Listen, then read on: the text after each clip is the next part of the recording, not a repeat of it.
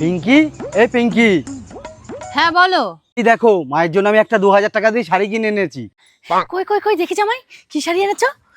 দেখি দেখি কি শাড়ি নিয়ে এসছো। এ বাবা, তোমাকে তো পুরো ঠকিয়ে দিয়েছে। এই শাড়ির দাম তো 2000 টাকা না, মাত্র 300 টাকা। এ বাবা, তোমাকে এইভাবে ঠকিয়ে দিলো। জামাই, তুমি আর কোনোদিন ওই দোকানে যাবে না, ওই দোকানদার পুরো একবার চিটিং বাজ। কোন কথা বলতে নেই, ঠকিয়েছে তো তাই কি হয়েছে? আরে তুমি কি পাগল? ঠকালেও তার কাছে যাবে? আরে শাশুড়ি মা, আপনি কি আমাকে কম ঠকিয়েছেন? তা বলে কি আমি আপনার বাড়িতে যাওয়া বন্ধ করে দিয়েছি? মানে? মানে মানে আবার কি? বিয়ের আগে 2000 টাকার মেকআপ করিয়ে পাতিহাসকে রাজহাঁস বানিয়ে দিয়েছেন।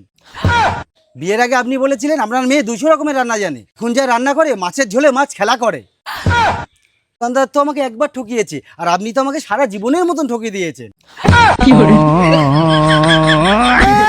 সেটা বস্তা পরে জীবন কেটে গেল, আর এটা 2000 টাকা দামের শাড়ি না 300 টাকা দামের শাড়ি, ভাব দেখে মরি মরি। হ্যাঁ।